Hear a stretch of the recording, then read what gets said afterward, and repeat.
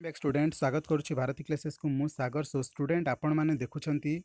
Pre board test रो अर्थात pre board exam रो life science रो माने जीव विज्ञान रो दशम श्रेणी रो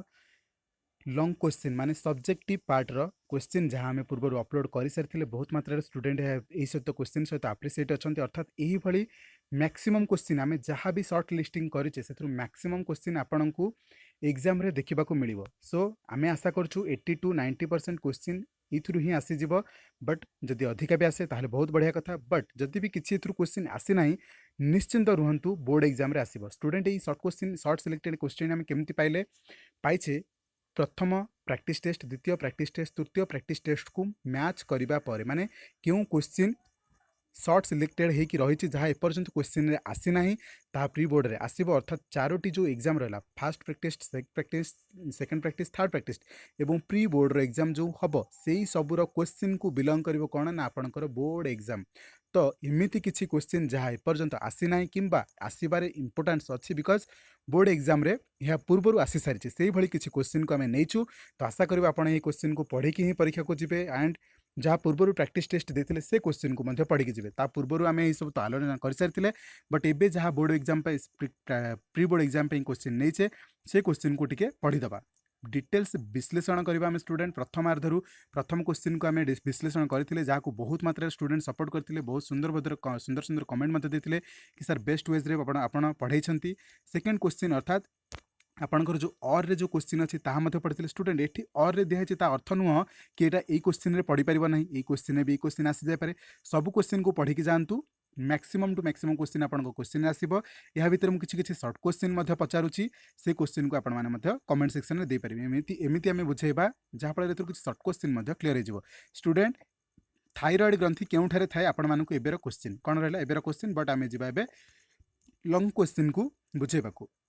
सो स्टूडेंट आम ए क्वेश्चन पढ़ा कौटा आम यही पर्यंत क्वेश्चन पढ़ी सारी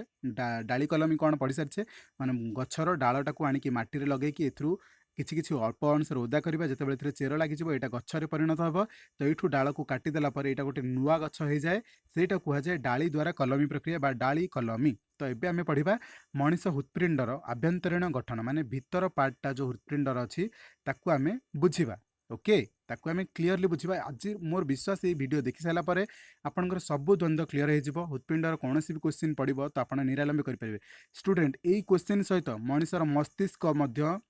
इंपोर्टाट अच्छी मनीषर मस्तिष्क केते भाग विभक्त तीन भाग में अग्रभाग पश्चात भाग और मध्य भाग। तो ये मोस्ट इंपोर्टाट क्वेश्चन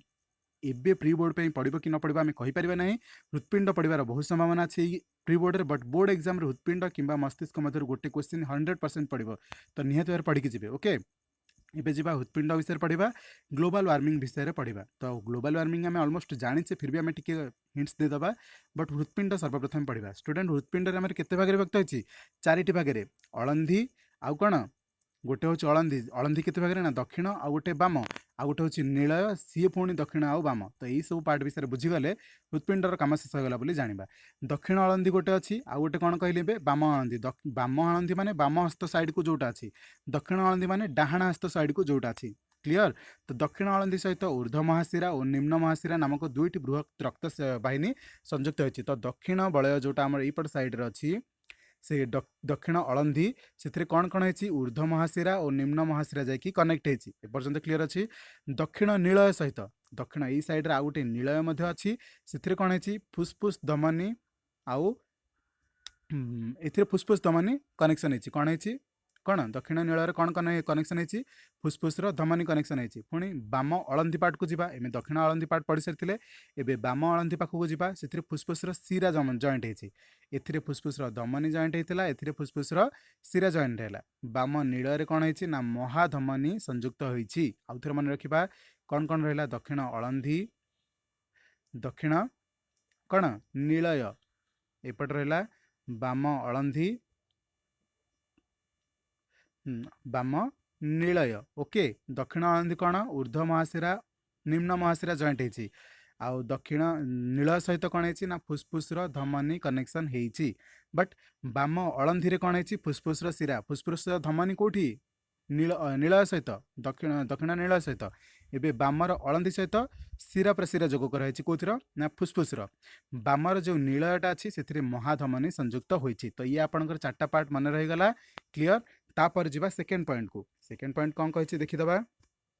हृत्पिंडर अळंदी अलिंद और नीलय दुईटा पार्ट मुझे ए दुईटा सेक्शन अच्छे दुईटा मिसिकी 4टा सेक्शन होती अलिंद और नीलय मध्य रक्तवाहिनी आउ प्रकोष्ठ मध्य अलिंद नीलय एवं रक्तवाहिनी और प्रकोष्ठ मध्य 2 ରୁ 3ଟି पतला परदा कबाट अच्छी केतोटी परदा कबाट अच्छी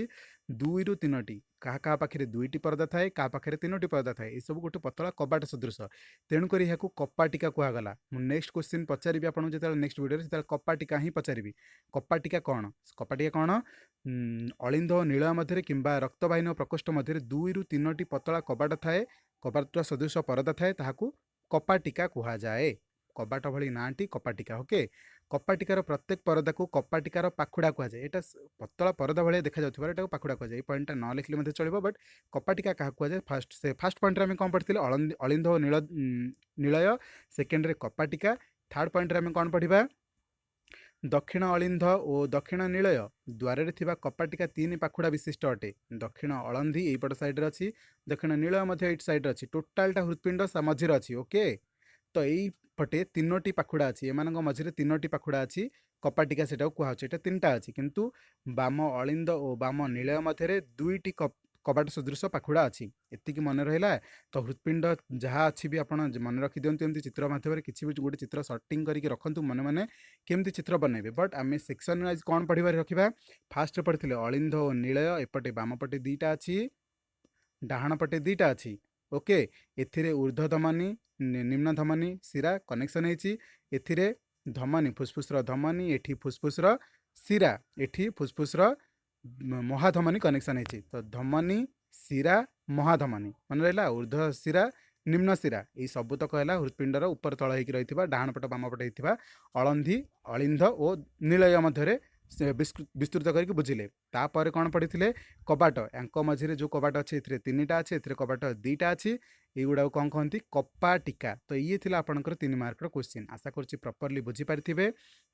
नेक्स्ट जा क्वेश्चन ग्लोबल वार्मिंग बा विश्व तापन ग्लोबल वार्मिंग स्टूडेंट कौन वार्म माने गरम ग्लोबल माने विश्व विश्व रे गरम धीरे धीरे बढ़ुची तेणुक ग्लोबल वार्मिंग कहूँ यहाँ ओडिया कहूँ विश्व तापन तो पढ़ीदबा यहाँ पृथ्वी पृष्ठ को सूर्यालोक जो पूरे यहाँ सपोज पृथ्वी पृष्ठ गोलिया अच्छी बट आम सर्ट करके बनई देचे ओके गोटे मिनिट सॉरी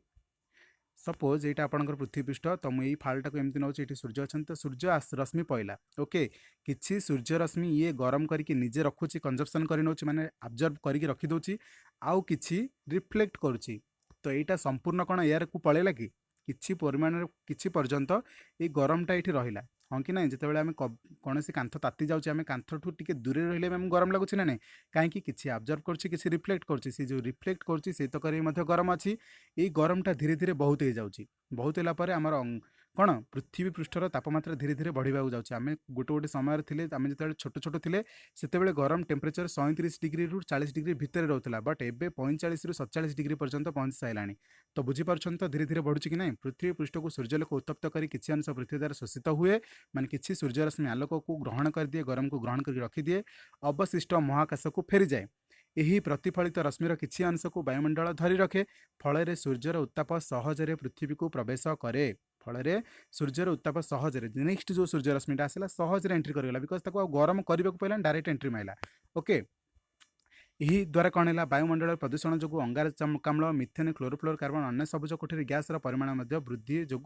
पृथ्वीर तापमात्रा वृद्धि पाईगला प्रदूषण है वायुमंडल तो अंगारकाम्ल बढ़ला मिथेन बढ़ला क्लोरोफ्लोरोकार्बन CFC बढ़ला सबुज कोठरी गैस गुड़ा जो गुड़ा कौड़ा सबुज कोठरी गैस अंगारकाम्ल मिथेन क्लोरोफ्लोरोकार्बन ये सब गैस परिमाण वृद्धि पाईगला तो पृथ्वीर तापमात्रा वृद्धि पाईगला यह सबुज कोठरी प्रभाव कहला सबुज कोठरी प्रभाव माने सब ग्रीन कलर प्रभाव नुह यहाँ गोटे काच घर आम या परीक्षा करके देखिपर कि अंगारकाम्ल गैस बढ़ुची मिथेन गैस बढ़ुची क्लोरोफ्लोरोकार्बन गैस बढ़ुची आउ टेम्परेचर काच घर बहुत परिमाण में बढ़ुची यही गुटाक कि कहुच्छे सबुज कोठरी गैस प्रभाव ओके तो नेक्स्ट कौन कहला अंगारकाम्ल गैस और अन्य सबुज कोठरी गैस जो धीरे धीरे वायुमंडल तापमात्रा वृद्धि पाइबाकू विश्व तापन कहगला और ग्लोबल वार्मिंग कहगला विश्व तापन जो समुद्र जलपतन बढ़ुची कहीं जलपतन बढ़ुची आमर जो बरफ ग्लासीयर रोचे माने हिमालय हो कौन पहाड़ जो बरफ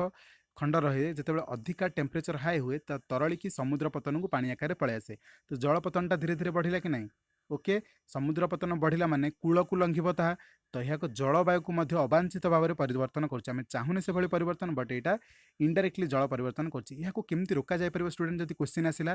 ଅଧିକରୁ ଅଧିକ ଜଙ୍ଗଲ ସୃଷ୍ଟି କରିବା ଦ୍ୱାରା ହିଁ ଏହାକୁ ମାନେ ଯେଉଁ ସବୁଜ କୋଠରୀ ପ୍ରଭାବକୁ ବା ଗ୍ରୀନ୍ ହାଉସ୍ ଇଫେକ୍ଟ ବା ଗ୍ଲୋବାଲ ୱାର୍ମିଂକୁ ରୋକାଯାଇପାରିବ। ଆଶା କରୁଛି এই অল্প সময় ভিডিও মাধ্যমে ଆପଣଙ୍କୁ 2ରୁ 3ଟି କ୍ୱେଶ୍ଚିନ୍ ଷ୍ଟ୍ରଙ୍ଗଲି ବୁଝେଇ ପାରିଛି। ଆଗକୁ ଏହିସବୁ କ୍ୱେଶ୍ଚିନ୍ ମଧ୍ୟ ବୁଝେଇବି, ଯେଉଁ କ୍ୱେଶ୍ଚିନ୍ ଲେଖି ରଖିଛି। ଯଦି ଏହାକୁ PDF ଆକାରରେ ଆପଣ ପାଇବାକୁ ଚାହୁଁଛନ୍ତି ତାହେଲେ ଆମକୁ ଟେଲିଗ୍ରାମ ଚ୍ୟାନେଲରେ ଜଏନ୍ କରିପାରିବେ। ଯଦି ଆମର ପାଠପଢ଼ା ଆପଣଙ୍କୁ ଭଲ ଲାଗୁଛି, ଆଶା କରୁଛନ୍ତି ବୋର୍ଡ଼ ଏକ୍ଜାମ ପର୍ଯ୍ୟନ୍ତ ଏମିତି ବୁଝିକି ଆପଣ ଅଧିକରୁ ଅଧିକ ମାର୍କ ରଖିପାରିବେ, ତାହେଲେ ଚ୍ୟାନେଲ ସବସ୍କ୍ରାଇବ୍ କରିବା ସହିତ ବେଲ୍ ଆଇକନ୍କୁ ପ୍ରେସ୍ କରିକି ଅଲ୍ ବଟନ୍ କ୍ଲିକ୍ କରିବେ ଏବଂ ପାଖରେ ଥିବା